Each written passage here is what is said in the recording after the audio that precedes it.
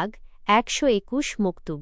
মুজাদ্দেদ আলফেসানি ইরশাদ করেন, হজরত আব্দুল কাদের রাহের ফরমান, আমার এই পদদ্বয় প্রত্যেক অলির স্কন্ধে অবস্থিত। বাক্যটি তাহার মধ্যে মত্ততার অবশিষ্ট থাকা হেতু বলিয়াছেন বলিয়া আওয়ারেফের লেখক রাহ প্রমাণ করিয়াছেন।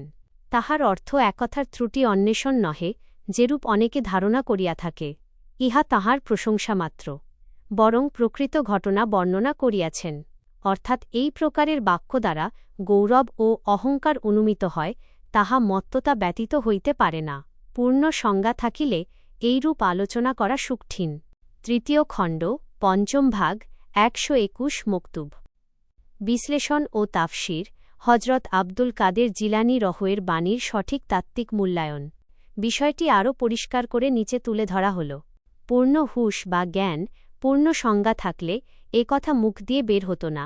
মুজাদ্দেদ আলফেসানি রহ ও আওয়ারেফের লেখকের আলোচনা থেকে এটিই প্রমাণিত হয় যে মানুষের অন্তরে যখন পূর্ণ হুশ, জ্ঞান বা পূর্ণ সংজ্ঞা বজায় থাকে, তখন কোনো সাধক বা অলি কখনো বলতে পারেন না যে আমার পদদ্বয় প্রত্যেক অলির স্কন্ধে অবস্থিত।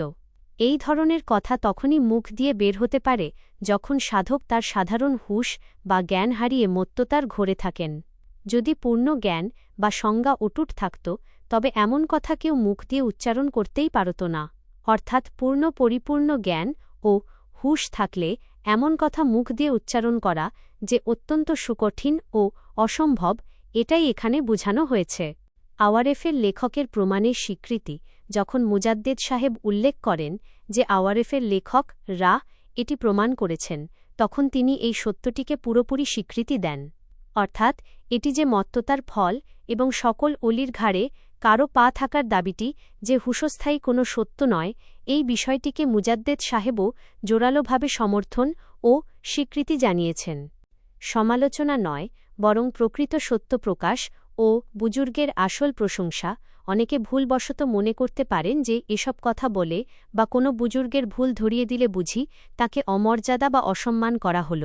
কিন্তু মূলত এটি কোনো অসম্মান বা অমর্যাদা নয়, বরং এটি একটি প্রকৃত সত্য প্রকাশ করা।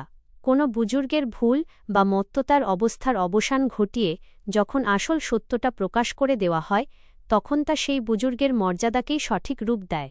আর আল্লাহর প্রকৃত অলি ও বুজুর্গরা তো সবসময় সত্যের ওপর থাকেন, তাই তাদের ভুল বা মত্ততার কথা ভেঙে দিয়ে যখন সত্য প্রকাশ করা হয়, তখন তা তাঁদের জন্য কোনো অসম্মান নয়, বরং তাঁদের প্রকৃত শান ও প্রশংসাই করা হয়।